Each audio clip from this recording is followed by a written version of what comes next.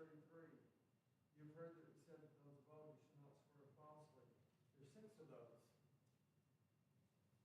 Where have they heard? What's Matthew mean by that? You've heard this and you've heard that. From the law. Partly from the law. Teachers of the law. Teachers of the law. And there's a couple of reasons for the you've heard. They didn't have copies of it. They typically did not have copies of the Old Testament. There was usually a copy of the Old Testament at the synagogue in a town. There were copies at the temple in Jerusalem, and at synagogues they would have it. And the way they taught at that time, they together at the synagogue. They would go to the synagogue almost every day. They would go there to pray 2 or 3 times a day. But on the Sabbath, they would gather to worship together in the synagogue, and they would sit down, and somebody, the leader of the synagogue, would stand up and open a scroll. There were on scrolls, and he would read standing up. He would read the Word of God standing up, and then he would sit down to teach. And we see that at the beginning of the Sermon on the Mount. Jesus came up on the mountain and he sat down because he was fixing to teach. And when they read the Word of God, they stood up, and when they taught, they would sit down. And they would read these commandments, they would read these passages from the Old Testament, and the rest of the people would hear them. And so there was the reading out loud thing, and I'm convinced if we work our memory and use it, it works better. The more you exercise a muscle, the better it works, the stronger it gets. Your brain is the same way. And they didn't have books and stuff. They had to remember what was said. Of course, a lot of them could have been illiterate, too. They wouldn't have been able to read it anyway. But that's how the gospel went. And which I think corresponds with Romans 10:17. Faith comes by hearing, and hearing by the Word of God. So there's the hear thing also. But the hear also applies to the people who could read and did have access, because when we read the Word of God, we're hearing God's words. We're still hearing it today. When we're sitting down reading it quietly to ourselves, we're hearing the Word of God. So it applies 2 or 3 different ways. And you see this Old Testament connection in these you have heard. This is what was taught. And it's not always from the law. When we get into that, we'll see there's some things where Jesus deviated from strictly law stuff and said, you've heard this, because that was what was taught, not necessarily exactly the way God intended for it to be taught. But to begin with here, let's start in verse 17. Do not think that I've come to abolish the law or the prophets. I've not come to abolish them, to fulfill them. For truly I say to you, until heaven and earth pass away, not an iota, not a dot will pass from the law until all is accomplished. Therefore, whoever relaxes one of the least of these commandments and teaches others to do the same will be called least in the kingdom of heaven. And whoever does them and teaches them will be called great in the kingdom of heaven. For I tell you, unless your righteousness exceeds that of the scribes and Pharisees, you will never enter the kingdom of heaven. I remember talking about this because I had an issue with one of my professors at Harding. We got on this, and I said something about the law of Moses being abolished. And he said, I have to be careful about saying it was abolished. Well, in Hebrews, if I can find Hebrews chapter 8. Look at what the Hebrew writer said there in chapter 8. The letter to the Hebrews was also written primarily to Jewish people. In this case, Jewish people who were Christians, that obeyed the gospel, but Jewish people, like Matthew. And of course, the purpose of Hebrews is to show them Judaism is not the way to go, Christ's supremacy. In Hebrews chapter 8, it talks about Jesus bringing this better covenant. In verse 6, he says, but as it is, Christ has obtained a ministry that is much more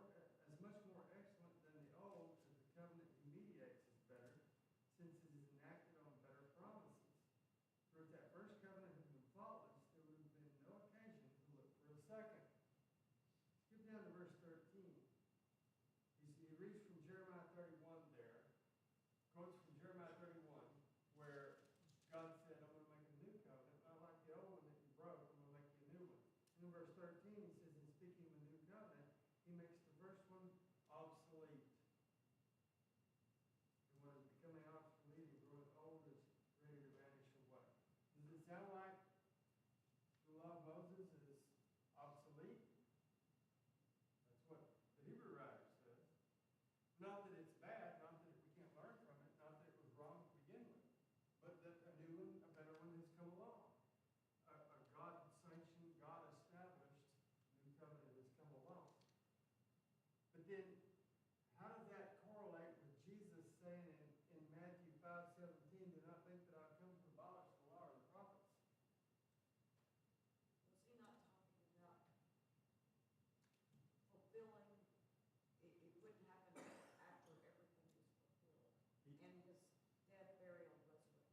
He did say, I didn't come to abolish it, but to fulfill it. Is that what that means? I would think it would be. Tom, what do you think? Well, This is a I think moment the of first good- covenant pointed toward the second. And what he's saying there is that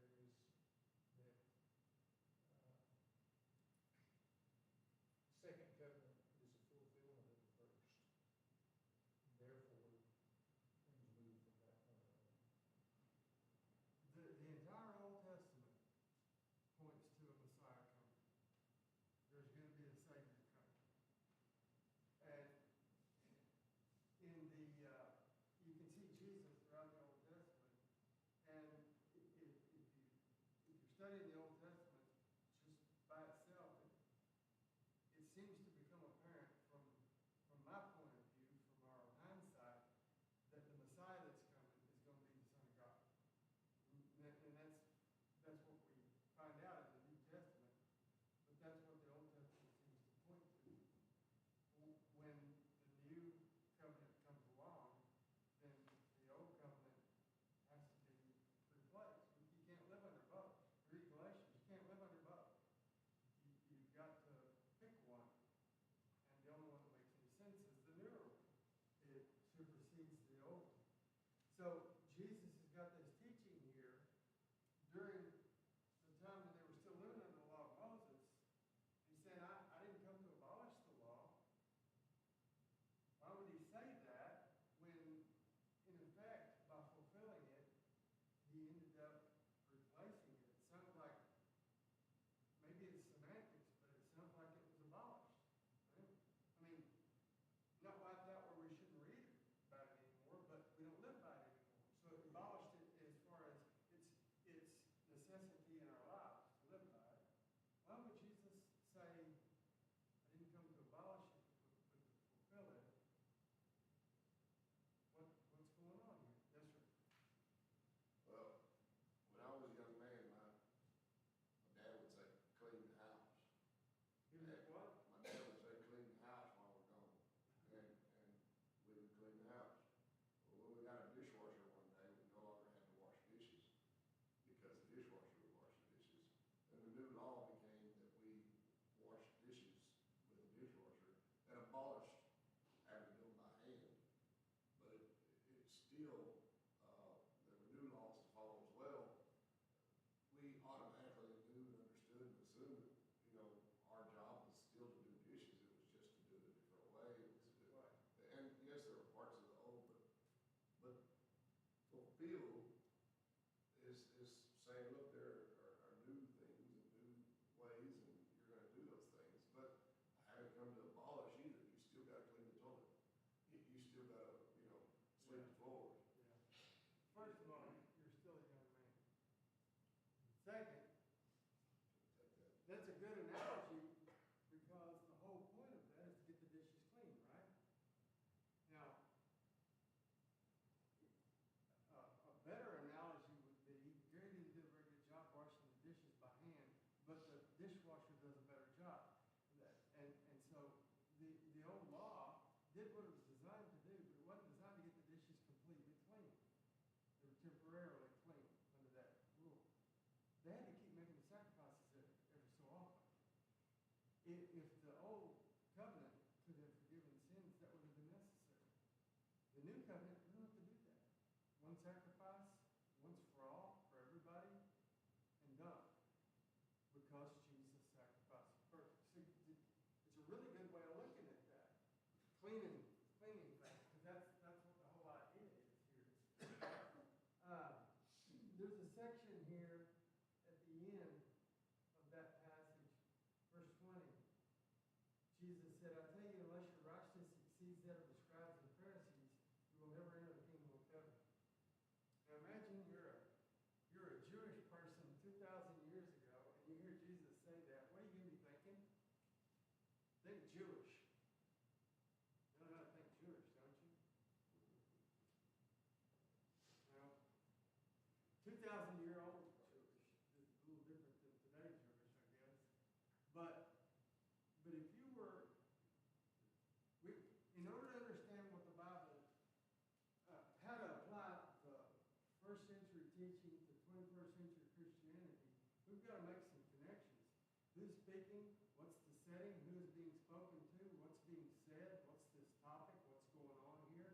And then, how are we different from the people that are being spoken to originally? Because it applies to us. We have to figure out how. How are we different from them? And then make this bridge and apply what's being said there to how we're to live today. So if you're a Jew to start with, we need to put ourselves in their place. What did they hear? What did they see? How did that affect them? How are they going to receive that? If you're a Jew 2,000 years ago and you hear Jesus say, you've got to be more righteous than the scribes and Pharisees in order to get into heaven, what are you going to be thinking? There's no possibility for me then, How can I get into heaven? Why? because my teachers and the leaders of the law are not going to get there, then I don't have a chance. Those are the people that had all the answers, right? Yeah. If I need to know what did I hear last Sabbath in the synagogue whenever he said something about being kind to your neighbor or whatever, what were the rules on that? I'm going to go to that guy. I'm going to go to the scribe, the Pharisee, the synagogue leader. Tell me what that was and get my instruction that way. Because if I can't read it, and even if I can read it, I don't have a copy of it, I've got to go where that is. They look to those people as the most righteous, most holy people among them. And Jesus says, you've got to be more righteous than them in order to get into heaven. Where does that leave me? Man, I'm in trouble now. I was always slow in high school. I was a slow runner. I tried to run track. Well, I say tried. It probably didn't look like I was trying, but I was. And I was slow. And there was a guy named Dion, I can't remember his last name, Dion something or other. And he was fast. He was in my class. He was really fast. If you talk, he ran the 100 in about 10 seconds. I don't know. I ran it in about a minute. So if my coach had said to me, you got to run faster than Dion in order to stay on the track team, I would have had no chance at all. That's the way these people are looking at it. Sammy, you've got to run faster than a horse. They couldn't do it. So what's Jesus saying to them? He's not saying you can't get into heaven. The whole point of him talking to them, teaching his ministry, was to show them how to get into heaven, right? Because he says throughout here, throughout the Sermon on the Mount, how does he say you can get to heaven? Do the will of my Father who is in heaven. That's how you get into heaven. So he gives them a way, but how are they gonna reconcile this whenever they see this? There's only really two possibilities. If you're a Jewish thinker at that time, the scribes and Pharisees, the righteous among us, and Jesus said you've got to be more righteous than them in order to get into heaven. There's only really two possibilities. Either I've got to get a lot better than I am, better than I even possibly thought it was possible to get. I've got to so improve that I'm better than a goal that seems entirely unattainable. I'm going to be better than that. Or, what?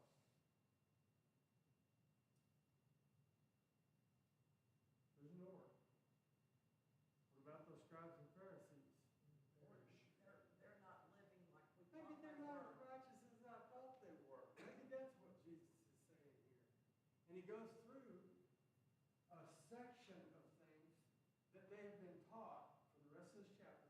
They had been taught by the scribes and Pharisees. You have heard. You have heard that it was said. You've heard this. You've heard that. But I'm going to tell you different. Where they heard those things? Who told them those things? Scribes and Pharisees told them those things. Jesus is shaking things up. And he starts with, I didn't come to abolish the law of the prophets. What had the scribes and Pharisees been teaching them, supposedly? The words of the law and the prophets. I didn't come to abolish those. That came later. That came later. But at this point, the word, the law and the prophets are what still rule their lives. Jesus lived according to it. Never sinned according to it. Never violated the law and the prophets. And so I didn't come to do that. But what I'm fixing to say sounds like that's exactly what I'm doing. Okay? I want you to understand up front. It's like an apology before you ever have somebody come up to you and say, listen, I don't want you to take this the wrong way, but what are they fixing to tell you? Something you can take the wrong way. You're guaranteed to take it the wrong way. No offense, but I don't want to hurt your feelings, but there's always a but. Jesus is about to tell them things that are offensive to Jewish people. A lot of Jesus' teachings was offensive, particularly to the leaders, but just to the regular Jews. You know, if somebody comes along and all he does is feed people and heal people and be nice to people, there would be no reason for him not to be king of that country in about 2 weeks. That's how human nature works. But Jesus wasn't. His ministry lasted more than 2 years, and there were still a lot of people against him at that point. Right? So, even though a lot of people ended up coming around and understanding that he was actually the Messiah, and after his resurrection, particularly, people realized, okay, this is what it is. Throughout his ministry, he was teaching things that we look at from a different perspective, and we look at it as, okay, this is gospel teaching, okay, this is great. But to the Jewish person, it would not have made the sense that it makes to us. They were receiving it in a different place, in a different context, in a different situation. And a lot of the things that he was teaching was contrary to what they had been taught all of their lives and believed was absolutely the truth. And they believed mostly they believed completely in the people who had been teaching them that stuff. Jesus turned that teaching around on its head. And that's why he wasn't king of the they weren't lifting him up on their shoulders and making him king after a month or two. They were still trying to figure all this out. It was confusing to them. He taught confusing things. He did great things. But he's fixing to go through these, you have heard that here's what you've been taught, but I say. And he had the authority to do that. I don't, but he did, and that's what he had to do.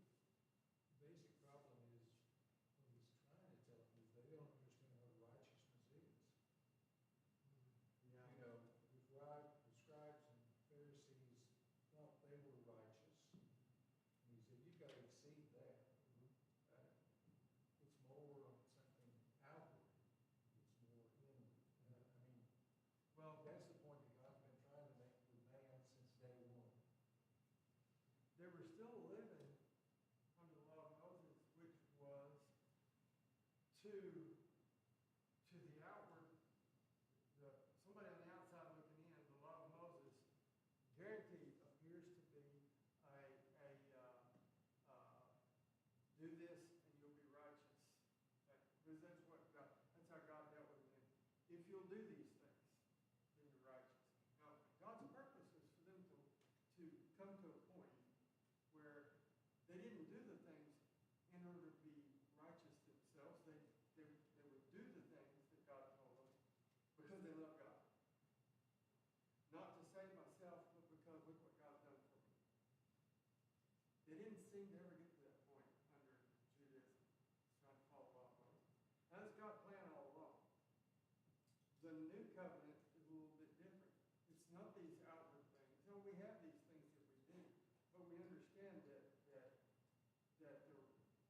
righteousness that God allows us to have that belongs to Him is not because of checking boxes. It's because of what's in our heart, the love in our heart.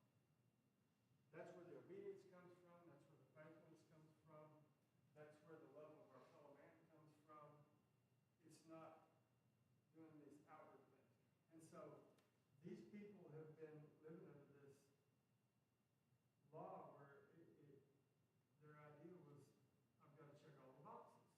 I've got to make sure that the form's completely filled out. Once it is, it doesn't matter how my attitude is as long as I did it. Doesn't matter what my attitude is as long as I did it. I saw a quote from Thomas Sowell that I think applies to this situation, to the way that the Jewish people were one, that they weren't trying to follow God's rules. I believe they were overall. I believe they were making the effort. Thomas Sowell, talking about the problem with our schools in the country, said the problem is not that Johnny can't read. The problem is not even that Johnny can't think. The problem is Johnny doesn't know what thinking is. He confuses it with feeling. If we don't understand the assignment, I took 4 CLEP tests at Harding, trying to CLEP out of some hours. I could see that I wasn't going to graduate when I wanted to, unless I just either CLEP out of some hours or take way too many that last semester. And so I went and took 4 CLEP tests. I passed 3 of them. The one I didn't, and one of them was American history from just before the Civil War to present. I lived half of that one. When we got about halfway through the test, I remember these things happening while I was around. But one I didn't pass was biology. I really didn't want to take biology. But I got the book. It was where I did the sociology. I went and got the book they used in the class, and I went through the book, and I went and took the test. No problem. Sociology is pretty easy. Biology, not so much. And so I went and got the book, and I read through the biology book, and I went and took the test. And I came pretty close to passing. You had to have a 55 to pass. It's on an 80-point scale, and you had to get 55, I guess that's percent. And I got like 51 or 52%. It was like, 100 questions or something. But I didn't get that much by knowing the answers. I got that much by guessing right a bunch of times. Because most of the time on those questions, not only did I not know the answer, I didn't understand what was being asked. It was like it was in Latin. I can't understand what they mean. What is this even about? So I would just pick something at random. I think sometimes that's the way the Jews at this point, Jesus is saying, you should have gotten to the point where you're not doing this just because it's a rule. You should have gotten to the point where you're doing it because you love God. And you haven't gotten there yet. Okay? The scribes and Pharisees who are teaching you are at fault because they haven't gotten there, and they're supposed to be teaching you how to get there. We're supposed to love God from the heart. That's not what's happening. So here's your wake-up call. I'm going to change things around. I'm going to show you the difference between what God intended to begin with and what's being done. Here's what you've heard. Here's what I say, with the authority of God. From our perspective, we can see that. They didn't realize, they could see that there was authority there. If you, matter of fact, skip to the last verse of chapter 7, the end of chapter 7. It says, the last couple of verses, when Jesus finished these things, the crowds were astonished at his teaching, for he was teaching them as one who had authority and not as their scribes. There's a contrast there. It could have gone, you could have said that was said exactly the way God wanted it said, I guarantee you. You could have said he was teaching them in a different way than the scribes taught them. You could have said he was teaching them with authority. But he didn't do that. He said both. With authority, not like the scribes. Which tells us what about the scribes? That's why both are there, right? What's it saying about the scribes? They didn't have authority. Jesus was showing something just in the way he taught. He didn't stand up and say, listen, I've got the authority. I'm the Son of God. You need to listen to me because I'm smarter than your scribes and Pharisees, which is true. I have more power. I'm the one you need to be listening to. He didn't do that. He just taught, and they could see it in the way that he taught. They could see that he had authority. They could see that he was not like the people they'd been learning from before. I believe that came through in his teaching. You could tell just by listening to him. So starting in verse 21, we've got a little bit of time here. We're going to go through at least one of these. There's 6 of them, like I said. The first one is about murder. Now, we've got murder, adultery, divorce, swearing, using oaths. Swearing, not cursing. Swearing meaning using oaths. Law of lex talionis, an eye for an eye, and love your neighbor. Those 6 things that that he's going to look at in the rest of Matthew 5. He starts with murder. Why would he start with murder? You know, there's a lot of disagreement in the church. There's a lot of disagreement among Christians, right? We do things this way. Y'all do things that way. Well, we're right and you're wrong. Okay. No matter what you do, you can find somebody that'll say, well, you're wrong. I do it better. We do it different. We do it better. How much do we disagree about murder? Anybody want to claim murder is okay? Is murder okay? Nobody says murder is okay. And nobody that's actually trying to be right with God at all. So this is a softball, right? Yeah. Sir? Abortion. Oh, abortion? If people are honest about that, you're 100% right, Gary. But a lot of people, even people in the church, don't see abortion as murder, unfortunately, very sadly, tragically. People talk about the number 1 cause of death in the United States. Well, it's abortion. It has been for a long time, 50 years. Number 1 cause of death. And it's the worst. This is a tough subject because it's so painful. Number 1, it's murder, and that's bad enough. That makes it wrong. If that's the fine, you know what the fine is for destroying a bald eagle's egg? Somebody got to take a stab. If you get caught destroying a bald eagle, you go up to a bald eagle egg nest and you hit an egg with a ball peen hammer and break it. What would you be if somebody saw it or filmed it or something? What would you be fined? What do you think is right? No mumbling. It's $100,000. The low end. $100,000. You know why? What's the bald eagle to us? It's the national mascot, symbol of our country, the bald eagle. And we recognize that the thing in that egg is a bald eagle. If it was not a bald eagle, why would there be a penalty for that if we didn't know what it was going to be after it was hatched? So we know what it's going to be. What do you think that thing is inside a mother's womb before it's born? Well, that's a human being. And there is absolutely no way that anybody, and most people don't even argue anymore that it's not killing a human life. They acknowledge that, but a lot of people say that's okay because they haven't been born yet. It's okay to murder if the child hasn't been born yet. So it's bad enough by itself, but it's far worse than me murdering Troy over there. It's worse. Because Troy's got sins. That little child has no sins, has done nothing wrong, hadn't hurt anybody, totally innocent. The most innocent among us, hadn't had a chance to do anything wrong. The most innocent.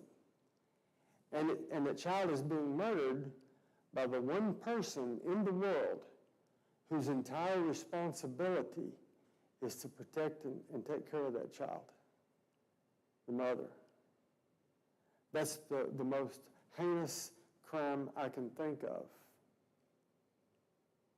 The most heinous crime I can think of.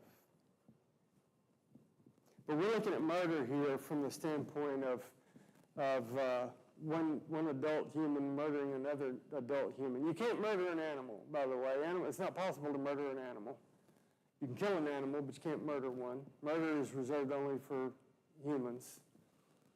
A lot of people don't understand that. The PETA people send me messages constantly. And I've gotten letters from Greenpeace, too. Matter of fact, talked on the phone to the head of Greenpeace one time. Very great conversation. Nice fella. Totally wrong, but nice fella. And the way they try to frame it, the way that the PETA people, the animal rights people try to frame their message is anthropomorphism. And anthropomorphism means giving human characteristics to non-human things. Like if I say, the bench said to me, Neil Diamond's song, I Am, I Said, remember that song? To no one there, no one heard at all, not even the chair. The chairs can't hear. So that was anthropomorphism, saying the chair might be able to hear me. The way the animal rights people do it is, your meal used to be someone. Your meal used to be somebody. Well, someone or somebody can only apply to humans. It can't apply to animals. So my meal never was someone. I don't eat people. I don't eat animals. It doesn't work that way. But murder, everybody would agree, one adult murdering another adult, that's wrong. I'm not saying protecting yourself and accidentally kill somebody or something, but murder. And so Jesus starts with this softball question. They all agree. And I don't know if they did something that would be, at that time, that would be relatable to abortion today. I know there were medicines that they could take that would cause a miscarriage, so probably that would apply. But Jesus is not really even addressing that, because I don't really think that Jesus had to address that even among pagans. Even pagans would recognize that that was wrong.